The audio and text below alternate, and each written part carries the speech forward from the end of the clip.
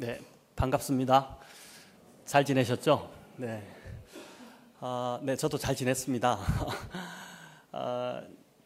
날씨가 많이 더워지네요, 그죠? 우리 성도님들 건강하시기 바라고, 제가 이제 100곳에서 이 룻기를 가지고 8번 정도 걸쳐서 이제 강해 설교를 했는데, 오늘 그 중에 이제 한 부분을 가지고 서울영농교에서 우리 성도님들과 함께 말씀을 좀 나누고자 합니다. 제가 이 룻기를 이제 시작하면서 그 인터넷에서 이제 그 룻기를 가지고 연극을 하는 한 교회에서 연극한 영상을 올려놓은 것을 이렇게 보았습니다. 보니까 두 배역이 이제 그 배우 그 시어머니 나오미의 그 며느리인 룻과 오르바가 나와서 이제 대화를 하는 장면이었습니다. 룻은 열심히 이제 마당을 빚으라고 있었고, 오르바는 이제 그 의자에 약간 좀 삐딱하게 걸터 앉아가지고 그 빚을 하고 있는 룻을 이제 막 핀잔을 주는 그런 이제 장면이었습니다. 동서 뭐 왜 그렇게 열심히 일을 해? 지금 시아버지도 죽고 또 우리 남편들도 다 죽고 남은 거는 재산도 없고 시어머니밖에 없는데 뭐 한다고 누구 보라고 그렇게 열심히 청소하냐, 이렇게 하면서 이제 하는 말이, 동서는 시어머니 그 나오미가 지금 베들레헴으로 돌아간다고 하는데 동서도 갈 거야? 나는 절대 안 갈 거야. 나는 우리 시어머니 복양할 자신도 없고 또 가도 거기에 뭐 특별한 연고도 없고, 그리고 나도 지금 앞날이 창창한데 그렇게 살기 싫어, 이렇게 하는 장면이었습니다. 자, 제가 배우를 가만히 보니까 룻 배역을 맡은 여성은 보기에도 착하고 아주 순해 보였고, 이 오르바는 상당히 강한 인상에 한 성격 할 것 같아 보이는 이제 그런 캐릭터를 캐스팅했었습니다. 성경에서 상당히 좀 벗어나 있다라는 느낌을 받으면서 그냥 거기까지 보고 이렇게 닫아버렸습니다. 자, 여러분, 오늘 읽은 본문은 시어머니 나오미가 이제 두 며느리와 함께 고향 베들레헴으로 돌아가는 그 여정에서 나누었던 그 대화의 내용입니다. 귀향길에 오른 나오미가 길을 가다가 두 며느리에게 이제 친정으로 돌아갈 것을 권면합니다. 각기 자기 친정으로 돌아가서 가정을 이루고 새 출발하라는 것이었습니다. 이들이 결혼한 지 이제 10년 정도 지났을 때 본문에 보면 남편들이 이제 죽은 것으로 그렇게 나옵니다. 그렇기 때문에 잘 해봐야 이들의 나이는 한 20대 중반 정도로 이제 봅니다. 우리도 이전에 결혼을 좀 일찍 해서 한 15살 정도에 이렇게 시집을 가고 하지 않았습니까? 그런데 그렇게 볼 때 이들의 나이도 한 20대 중반 정도로 이제 보는 거죠. 더구나 이들은 지금 자식이 없는 상황입니다. 나오미가 며느리들에게 지금 돌아가라고 한 이 말은 그냥 한번 떠보는 말이나 아니면 그냥 해본 소리가 아니라 진심을 다해서 돌아가라고 한 것이죠. 9절에 보니까 나오미는 두 며느리에게 작별의 입맞춤까지 하고 있습니다. 진짜 헤어지기로 마음먹은 것입니다. 베들레헴이 자신에게는 고향이지만 그러나 이 며느리들에게는 똑같은 타향이 되는 것이죠. 자기도 지금 타향살이, 이 모압 생활이 지긋지긋해서 이제 고향으로 그나마 돌아가려고 하는 것인데, 이 며느리들에게 똑같은 입장을 안겨줄 그런 상황이 되니까 그것이 싫었던 것입니다. 나오미는 진심으로 며느리들을 생각했고 그들의 앞길이 잘 풀리기를 바라는 그러한 마음이었습니다. 자, 앞에서 말씀드렸던 연극에 나오는 이 상황과는 달리 본문은 두 며느리가 남편과 시어머니에게 극진히 참 잘했다라는 것을 우리가 알게 됩니다. 8절인데 제가 읽어보겠습니다. 너희가 죽은 자들과 나를 선대한 것 같이 여호와께서 너희를 선대하시기를 원하며. 자, 이 두 며느리는 죽은 자들, 즉 남편들에게도 잘했고, 그리고 이 시어머니에게도 극진히 시어머니를 모셨다는 것입니다. 남편 잃고 또 자식들까지 다 잃어버린 이 가련한 노쇠해진 나오미를 그들이 함부로 대하거나 구박하지 않았다는 것이죠. 그래서 나오미도 하나님께 기도합니다. 하나님, 나에게 베푸실 복이 남아 있다면 저에게 주지 마시고 우리 이 사랑스러운 딸과 같은 며느리들에게 이 복이 흘러갈 수 있도록 그렇게 해주십시오. 이런 마음을 담아서 이제 나누는 대화, 기도가 바로 이 본문의 내용입니다. 여러분, 나오미가 두 며느리를 진심으로 아꼈다는 그것은 그들을 부르는 호칭에서도 나타납니다. 나오미가 이 며느리들을 부를 때 3번씩이나 반복해서 내 딸들아 이렇게 하고 있죠. 11절, 12절, 13절에 보니까 나오미가 며느리들을 향해서 내 딸들아, 내 딸들아 이렇게 이제 부르고 있습니다. 며느리를 딸처럼 여겼기 때문에 이들이 타지에 가서 고생하며 힘들게 살기를 원치 않았던 것입니다. 나오미 입장에서는 그렇지만은 두 며느리를 데리고 가는 것이 훨씬 더 나았을 것입니다. 왜냐하면 당시 남편이 있고 여자가 과부로 혼자 산다는 것, 이것은 지금 우리가 생각하는 것과는 상당히 다른 좀 심각한 상황이었습니다. 신변의 안전이 남편이 없을 때, 집안에 남자가 없을 때 그 신변의 안전이 보장이 되지 않았을 뿐더러 더 문제는 이제 생계가 문제가 되는 것이었죠. 오늘이야 뭐 여성도 나가서 돈을 벌 수 있고 또 직장도 가질 수 있지만 당시는 이제 남성의 노동력이 중심이 되는 그런 사회였기 때문에 여성이 돈을 벌 수 있는 수단이 거의 없었습니다. 고작 해야 부고를 하든지 아니면 율락 여성이 되어서 이렇게 삶이 이상한 삶을 살든지 이렇게 되지 않으면은 그들이 돈을 벌 수 있는 방법이 없었던 것이죠. 당시 사회가 이러했기에 나오미는 이제 두 며느리가 있어야 그나마 의지도 되고 힘이 될 텐데 여기 보니까 이런 걸 알면서도 두 며느리를 지금 진심으로 돌려보내려고 하는 것은 나오미가 이 며느리들을 딸처럼 진짜 사랑했다라는 것이죠. 자, 나오미가 친정으로 갔기 돌아가라 이렇게 말하자 두 며느리의 반응은 소리를 높여 울었다고 나옵니다. 이 며느리들도 참 착하죠. 어머니와 꼭 함께 가겠다고 한 것입니다. 그러자 나오미가 또 한 번 며느리들을 설득합니다. 그 내용이 바로 11절부터 14절까지 나오는 내용인데 이런 것이죠. 내가 오늘 밤에, 나는 나이가 늙어서 이미 애를 못 갖는다.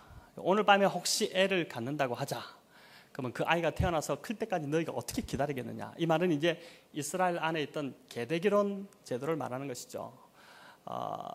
형이 자식이 없어서 죽어서 이제 그럴 경우에 대가 끊어지는 것을 막기 위해서 이제 형수를 취해서 대신 아이를 낳아주는 이제 형사치수 제도를 이제 말하는 것입니다.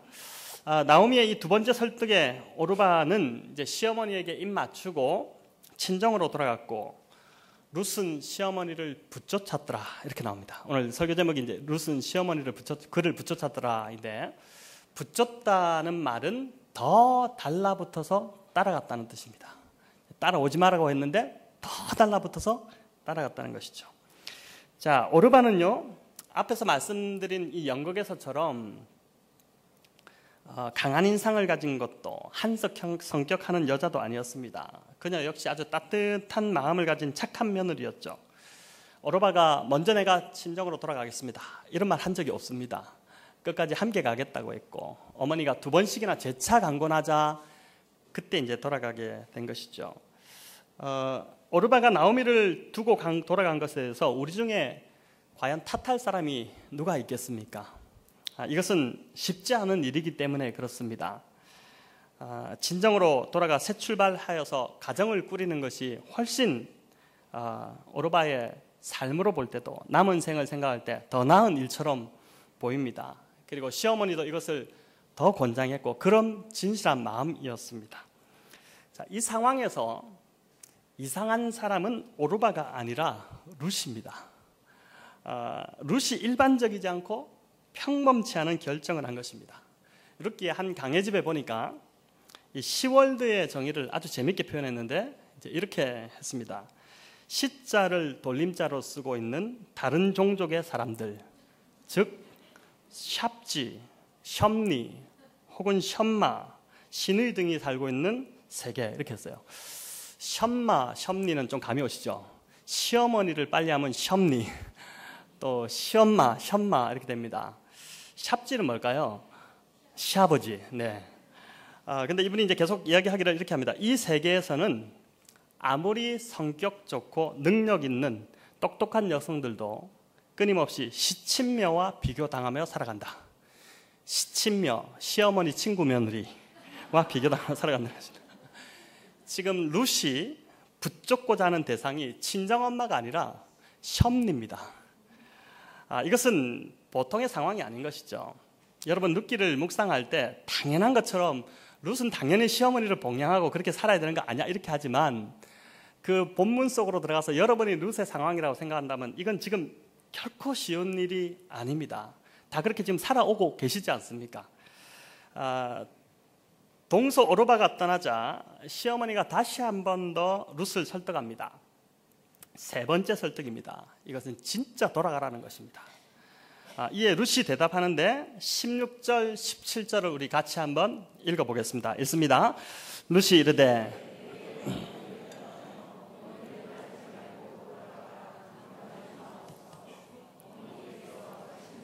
나도 가고 어머니께서 머무시는 곳에서 나도 머물겠나이다. 어머니의 백성이 나의 백성이 되고 하나님이 나의 하나님이 되시리니 어머니께서 죽으시는 곳에서 나도 죽어 거기 묻힐 것이라.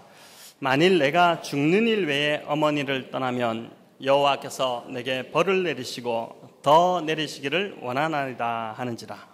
자, 여러분, 룻의 결의가 굉장히 단호합니다. 어머니가 가시는 곳에 나도 가고 어머니가 머무시는 곳에, 심지어 어머니가 죽으시는 곳에 나도 가서 죽겠다고 합니다. 살아서 충성을 다하는 것을 넘어서 죽어서까지 충성하겠다, 이런 지금 각오를 보입니다.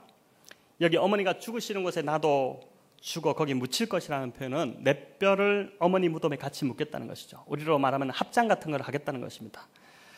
어머니가 살아계신 동안 베들레헴에 있다가 어머니 모시다가 돌아가시면 그때 제가 돌아갈게요, 이것이 아니라 어머니의 땅에 제가 아예 저 뼈를 묻겠다는 그런 각오입니다.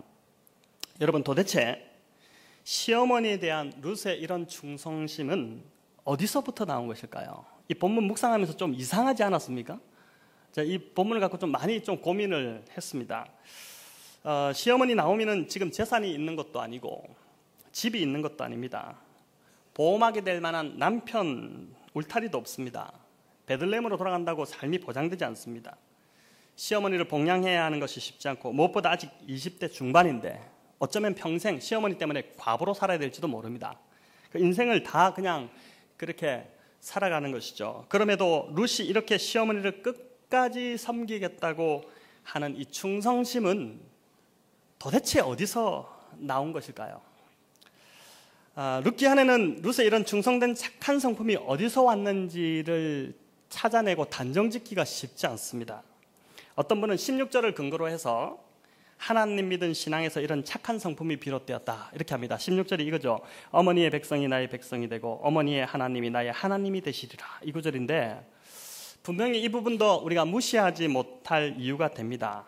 그런데 그녀가 하나님에 대한 신앙심이 생겼다면 그것은 다름 아닌 시어머니 나오미로부터 온 것일 텐데 룻기에 나오는 나오미의 신앙을 이렇게 살펴보면 그렇게 신앙이 깊어 보이지 않습니다. 또 살아보셔서 아시겠지만 신앙심이 있다고 해서 부모에게 이렇게 다 잘하는 것도 아닙니다.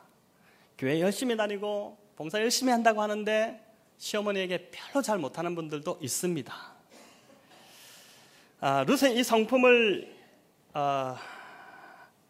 룻의 이 착하고 충성된 성품이 어디서부터 왔는지는 정확히 알 수 없지만, 그러나 중요한 건 룻이 지금 이런 착한 마음과 성품으로 나오미를 대하고 있다는 것입니다. 룻의 이 성품을 한 단어로 표현하는 것이 8절에 나오는 선대라는 단어입니다. 여러분, 우리 8절 제가 앞에서 읽었지만 같이 한번 8절을 다시 읽어보겠습니다. 너희가 나를 선대한 것 같이 여호와께서 너희를 선대하기를 원하며, 여호와께서 너희를 선대하기를 원하시며. 자, 이 선대라는 단어가 중요한데요, 이 선대는 친절하게 대하다, 이런 뜻입니다. 그런데 히브리어로 이 단어가 헤세드라는 단어입니다. 여러분, 구약 성경에서 가장 아름다운 한 단어를 선택하라면 그 단어는 바로 헤세드입니다. 단연코 헤세드일 것입니다. 룻기에 흐르는 중요한 가치도 바로 이 헤세드입니다. 이 헤세드는 한국말로 번역하기가 참 어려운 단어 중에 하나인데 그나마 좀 비교적 근접하게 할 수 있는 단어가 뭐냐면은 인애라는 단어입니다. 근데 이 인애라는 단어도 잘 다가오지 않습니다. 그래서 헤세드를 말로 풀면 이런 것입니다. 헤세드는 어떤 것이냐면요, 한 사람이 어떤 사람에 대해 100만에도 의무를 다한 것인데 100을 넘어 120, 130까지 더 해주려는 착한 마음, 의무를 넘어서 더 베푸려는 사랑, 이게 헤세드입니다. 시어머니를 떠나 친정으로 돌아간 오르바는 어떻게 보면 100의 의무를 다한 그러한 착한 며느리였습니다. 그런데 룻은 오르바의 100을 뛰어넘어 120, 130을 하려고 했던 그러한 며느리죠. 절대 손해보지 않으려는 요즘 세상에서 볼 때는 정말 이것은 이해되지 않는 일이고, 저렇게 살면 망할 것 같은 그러한 삶입니다. 그런데 세상이 뭐라고 하든 관계없이 그 마음 안에는 더 잘해주고 싶은 그러한 마음이 흘러넘치는 것이죠. 그 사랑의 마음이 있기 때문에 손해보면서도 바보 소리 들으면서도 그렇게 하는 것입니다. 지난주일 제가 백옷 영동교회 저희 교회에서도 이제 들려드린 햇세대의 사랑을 잘 보여주는 스토리가 있습니다. 세계적인 비올리스트 리처드 용재 오닐의 이야기입니다. 이분은 스펙이 한마디로 화려하죠. 절대 뒤지지 않습니다. 미국 클래식계에서 가장 권위 있는 상이라고 불리는 에이버리 피셔 상을 그가 수상을 했고, 줄리아드에서는 비올리스트로서는 처음으로 이제 아티스트 디플로마를 그가 받았습니다. 세계적인 무대에서 아주 저명한 뮤지션들과 협연을 참 많이 했었고, 그의 앨범들은 국내 클래식 음반 판매 1위를 기록하고 한마디로 베스트셀러가 되는 이런 일들이 많았습니다. 현재는 이제 UCLA에서 최연소 음대 교수로 그가 이제 후학을 가르치고 있습니다. 그런데 이 용재 오닐의 이야기가 세상에 알려진 것은 이런 화려한 스펙 때문이 아니었습니다. 그 스펙보다 더 진한 감동을 주는 그의 인생 스토리가 있었습니다. 그의 어머니는 이제 7세 정도의 정신연령을 가진 정신지체 장애입니다. 한국 전쟁 때 그의 어머니가 나이가 4세 정도였는데 전쟁고아로 버려지게 됩니다.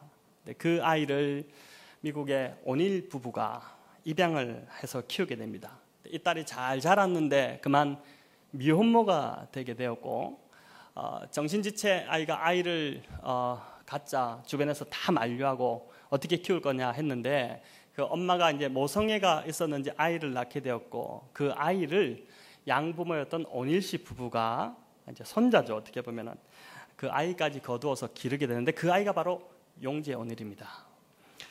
용재 오닐의 할머니는 이제 아이를 낳지 못하는 상황이었습니다.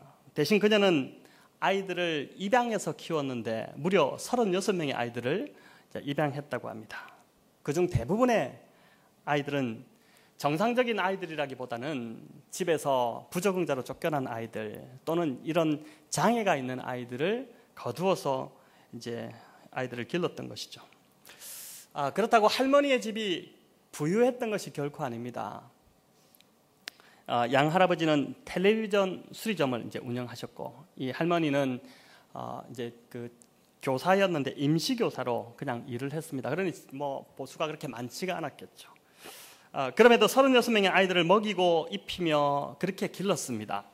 할머니는 이 용재 오닐이 이제 입양을 했지 않습니까? 그러니까 그 입양된 한국이 자기를 버렸다 이런 상처를 갖지 않게 하기 위해서 한국에 대한 좋은 이미지를 계속해서 심어주었고, 이 미국분임에도 불구하고 김치까지 담궈서 이제 아이에게 먹으면서 한국에 대한 자긍심을 심어주고 이렇게 키웠다고 합니다. 어릴 때 5살 된 이 용재에게 바이올린을 선물합니다. 그 계기로 이제 용재가 음악 세계에 발을 딛게 되는데, 음악 레슨을 위해서 하루에 왕복 4시간씩 이제 되는 그 거리를 10년 동안 이 할머니가 운전기사 노릇을 하면서 아이를 데리고 다녔던 것입니다. 무엇보다 할머니는 이 어린 용재에게 사랑한다는 말을 아끼지 않았습니다. 여러분, 사랑한다는 말을 많이 하시나요? 제가 여기 있을 때도 홈빌더를 이제 우리 젊은 부부들과 함께 이렇게 했었는데, 백옷에서도 이제 한 가정을 홈빌더 끝내고 2기로 지금 젊은 가정 4가정과 함께 이제 지금 3주차, 이번 주 2주차, 3주차 이제 들어가네요. 하고 있는데, 지난주 숙제가 뭐였냐면은 그 숙제를 했습니다. 남자 아내들이 남편들에게 이제 인정하는 말 해주기, 그리고 남편들은 아내들에게 사랑하는 말 해주기, 하루 3번씩 하라고 했는데, 저도 잘 안 돼요, 사실 보니까.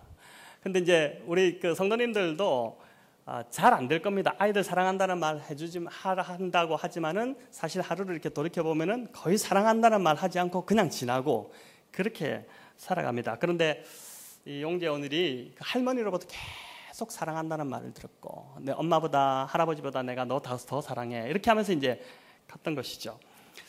지난주 제가 백옷에서도 보여드렸는데 잠시 이제 용재 오늘의 인터뷰와 연주 영상을 잠깐 보고 넘어가도록 하겠습니다. 이 곡목은 섬지박이, 우리 이제 자장가로 알고 있는 노래인데, 그의 어머니가 장애가 있어서 말이 어눌했기 때문에 할머니가 이제 어린 용재가 엄마의 그 언어를 배울까봐 걱정이 되어서 매일 밤마다 우유를 이렇게 한 잔 떠놓고 이 책을 읽어줬답니다.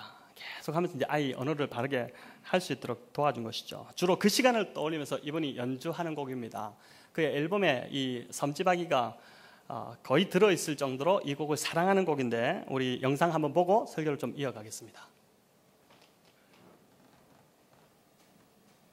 For many people, my birth shouldn't have happened. Morally speaking, you know, a lot of who says that two handicapped kids should be allowed to have a child. Quickly, I realized, even as a young child, that my mommy was not like my friend's mommy. My mom will be taken care of in plenitude till she dies, and that's always been my life goal. International Emmy Award, the Avery Fisher Award, they announced the tie, and the minute they announced our name, that sort of, your stomach drops. I don't know how to describe it, but you're just like, violist Richard Yongjae O'Neill입니다.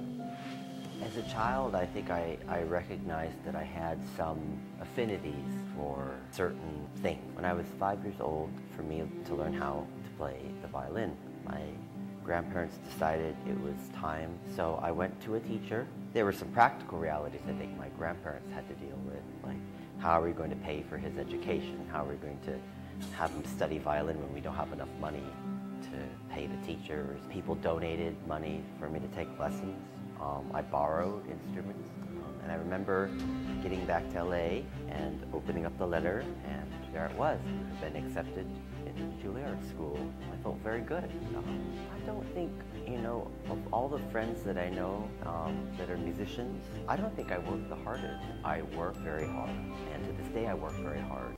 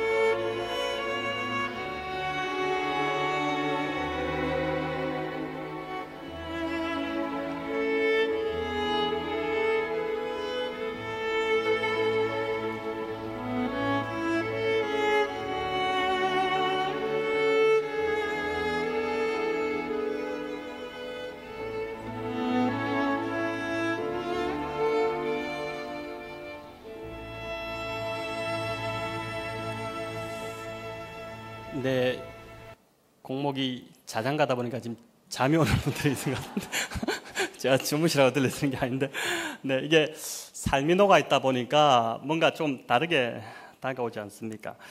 이분이 그 UCLA에서 학생들에게 자주 듣는 이제 별명이 뭐냐면 미친 교수라는 별명이 납니다. 왜 그러냐면은 이제 학생들을 볼 때마다 뭐 배고프니, 뭐 필요한 거 없니, 또는 페스티벌 참가비 도와줄까 이런 이야기를 계속 한답니다. 뭐 필요한 거 없어? 내가 도와줄 게 뭐 있어? 이런 이야기를 이제 계속 하다 보니까 그런 별명이 있다고 합니다. 그가 이런 제자들을 이렇게 사랑할 수 있는 그 이유는 바로 그가 어려서부터 이제 많은 도움을 받으며 또 그런 후원 가운데 자랐기 때문이죠. 어릴 적 악기 레슨도 이제 성도들의 교회 성도들의 후원으로 그렇게 이제 커 나갔던 것입니다. UCLA 대학 시절까지도 그는 참 가난했습니다. 이제 지하철 차비가 없어가지고 곤란을 겪기도 하고 또 생활비가 없어서 끼니 해결이 안 되니까 친구 집에서 끼니를 해결하기도 하고 뭐 그렇게 하면서 생활을 했답니다. 그러나 참 많은 도움과 사랑을 받으면서 그가 자라났기 때문에 자연스럽게 베푸는 삶이 그 삶에 이렇게 배어 있는 것이죠. 한 인터뷰에서 그가 이제 이런 이야기를 했습니다. 나는 훌륭한 선생님이 되고 싶습니다. 아이들이 자라는데 영향을 줄 수 있다는 것은 기쁜 일이고 그건 내 개인적인 성취보다 더 행복한 일입니다. 내 개인적인 성취보다 더 행복한 일이다. 그가 그 맛을 아는 것이죠. 실제로 그는 정말 눈코 뜰 새 없이 바쁜 그 스케줄임에도 불구하고 저희 100곳에서 가까운 안산의 다문화 가정 아이들 24명으로 구성된 이제 헬로 오케스트라라는 그 오케스트라를 이끌기도 하고 그렇게 하고 있다고 합니다. 여러분 사랑이 사랑을 낳고 있는 것이죠. 이분의 삶에서 받은 그 헷세드의 사랑이 할머니로 받았던 또 어릴 때 여러 사람들로부터 받았던 그 사랑이 흘러가고 있는 것입니다. 제가 보니까 용재 오늘의 할머니가 가장 좋아하시는 곡이 Amazing Grace라고 합니다. 이제 자주 들려드렸다고 그래요. 할머니한테 그걸 좀 찾아서 들려드리려고 했는데 영상을 구하지를 못했어요. 근데 그 할머니가 제가 보니까 진짜 하나님의 사람인 것 같아요. 이제 헷세드가 100을 넘어 120, 130인데 이분은 그게 아니라 200, 300을 하시는 분이 바로 그 할머니구나. 그 할머니의 사랑 때문에 용재 오늘이 나왔구나 이 생각을 하게 됐습니다. 여러분 룻기의 배경은 1장에도 나오지만은 사사시대입니다. 사사시대 성경에 가장 어두웠던 암흑기지 않습니까? 이 시대를 특징짓는 구절이 있는데 사사기 마지막 장 마지막 절인 21장 25절입니다. 우리 같이 한번 읽어볼까요? 그때에 이스라엘에 왕이 없으므로 사람이 각기 자기 소견에 옳은 대로 행하였더라. 사람이 각기 자기 소견에 옳은 대로 행하였더라. 여러분 이 말은 자기 마음대로 행했다는 말입니다. 자기 중심적으로 살았다는 것이죠. 모든 사람들이 그렇게 살았다는 것입니다. 남은 중요하지 않습니다. 나만 잘 살면 되는 것이 그 시대의 특징이었습니다. 그런 가치가 사사시대를 다 뒤엎고 있었기 때문에 이 시대가 어두웠던 것이죠.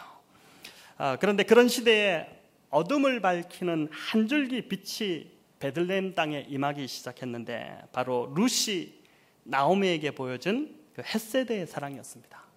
의무를 넘어서 며느리로서 할 바를 다 했는데 그것을 다 뛰어넘어서 더 넘치게 베푼 사랑, 그 착한 마음이었던 것이죠. 여러분 이 헷세대의 사랑이 결국은 나오미의 이 텅 비어가던 삶을 다시 소망으로 채우기 시작했습니다. 오늘 우리의 텅 빈 인생도 바로 이 헷세대의 사랑이 흘러갈 때 채워질 줄을 믿습니다. 제가 지난주일 봉헌 시간에 감사헌금 제목을 이렇게 읽다가 한 분의 감사 제목을 읽다가 제 마음이 참 울컥했습니다. 저희 교회 성도님이 아닌 서울영동교회 성도님의 감사 제목이었습니다. 지난 1년간 100곳에 이분이 작정하고 매월 한 번씩 오셔서 예배를 드리셨습니다. 아마 그 작정 1년이 끝나는 날이 지난주였던 것 같습니다. 예배 오시면 이분이 차도 없었는데 그냥 대중교통으로 오시는데 제가 대충 알기로도 1시간 반에서 2시간 걸리는 거리를 이렇게 오셔서 예배를 드리시고 가셨습니다. 오시면 티도 안 내고 조용히 한쪽에 앉으셔서 예배 드리셨습니다. 그리고 식사하고 돌아가셨습니다. 우리 서울영동교회 특징이 오른손이 한 것을 왼손이 모르게 하는 것이지 않습니까? 이제 섬길 때도 제가 참 많은 섬김을 이 교회에 있을 때도 받아보았지만 정말 드러내지 않고 펴내지 않고 섬기는 게 우리 교회 이제 좋은 가치죠. 좋은 문화죠.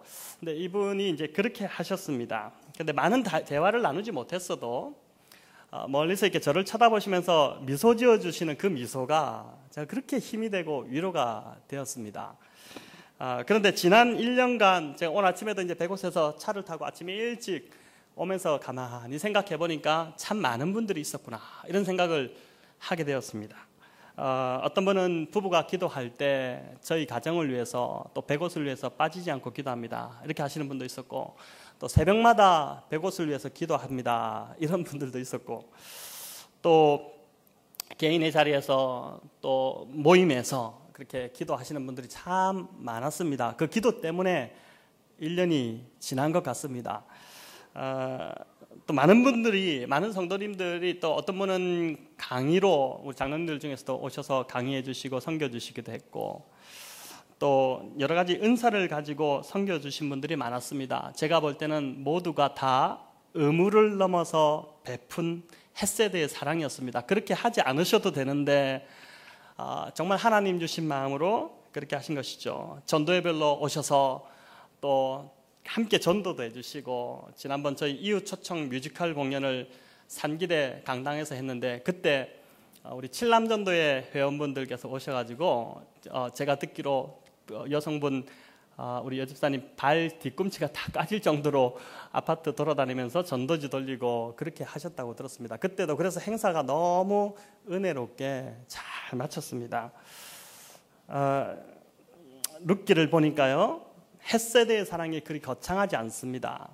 우리는 뭔가 대단한 일을 해야지 하나님의 일을 한 것처럼 느끼지만 그렇지 않습니다. 룻은 단지 그 참 어두웠던 시대에 시어머니를 따라서 베들레헴으로 왔고, 시어머니 그냥 외로우니까 그 시어머니 함께 동행하면서 시어머니 함께 하고 싶었던 마음이고, 또 먹을 것이 없으니까 나다를 주우러 그냥 밭으로 간 것이었고, 그리고 어머니가 보아스를 만나보면 좋겠다고 하니까 그 어머니 말씀에 순종해서 보아스를 만난 것이 전부였습니다. 대단히 큰 일이 아니었지만 매 순간 그냥 의무 수준에 머물러 있는 것이 아니라 의무를 넘어서 사랑으로 했더니 그 사랑으로 향한 그 행실을 하나님이 받으시고 그것을 들어서서 정말 상상도 못할 그러한 놀라운 결과를 하나님이 맺어주신 것입니다. 그 당시 어두웠던 이 베들레헴 땅만 비춘 것이 아니라 바로 이 룻을 통해서 어떻게 됩니까? 메시아의 계보가 이렇게 오게 되는 그 참 위대한 일을 이루셨지 않습니까? 지난 1년간 제가 돌아보니까 그렇습니다. 100곳을 위해서 많은 성도님들이 참 기도해 주시고 도와주셨는데 그 베푼 손길들이 거창하지 않을 수 있겠지만 그러나 햇세대의 사랑으로 행했다고 했습니다. 그것이 참 많이 전달되어졌습니다. 그래서 그 사랑으로 행하셨기에 저는 그 사랑이 100곳에 아름답게 열매 맺게 될 거라고 확신합니다. 그리고 그런 햇세대의 사랑을 베풀어 주셔서 제가 오늘 오면서 참 감사드리고 싶었습니다. 정말 감사드립니다. 기도해 주시고 함께 해 주신 그 사랑 때문에 저희가 이제 교회의 좀 모습을 많이 갖추고 있고, 참 감사하게도 매주 성도님들의 새로운 분들이 찾아오고 계시고 또 등록이 이어지고 있고 그렇게 되고 있습니다. 예배도 한 부로 드리다가 지금 1, 2부로 나누어서 저희도 9시, 9시 반, 11시 이렇게 두 번으로 나누어서 조금 장소가 협소해서 지금 해소하고 있고, 또 주일학교와 중고등부와 청년회 지금 준비하고 있고 올 여름 성경학교 또 준비한다고 바쁘게 지금 준비하고 있습니다. 오늘이 또 보니까 마침 외국인 교회 초청 주일입니다. 가만히 보니까 현대판 모함 여인 룻이 누구일까 보니까 이 땅을 찾아온 바로 이 외국인 근로자들과 또 유학생들입니다. 저도 지난주에 우리 희년선교회에서 연락이 오셔서 저희 보니까 그 시온 선교교회 고려인들이 모인 공동체가 100곳에서 한 15분 거리에 있었어요. 지난주 그 농장을 찾아가서 저도 교제하면서 이 아르카디 목사님 동생 그 라디온 형제가 심장이 그 콩팥이 좋지 않아가지고 굉장히 지금 고생하고 있는데 또 병문안하고 기도하고 하는 시간을 가졌습니다. 햇세대는 저도 살아보니까요, 거창하지 않고 요란하지 않습니다. 이들에게 작은 친절 그리고 환한 미소, 따뜻한 말 한마디 건네는 것에서부터 이 사랑이 시작됩니다. 의무를 넘어 더 베풀고자 하는 착한 마음으로 다가갈 때 하나님께서 우리의 이런 노력을 귀한 열매로 열매 맺게 하실 줄을 믿습니다. 어떻게 보면 지금 사사시대보다 더 어두운 시대죠. 그렇지 않습니까?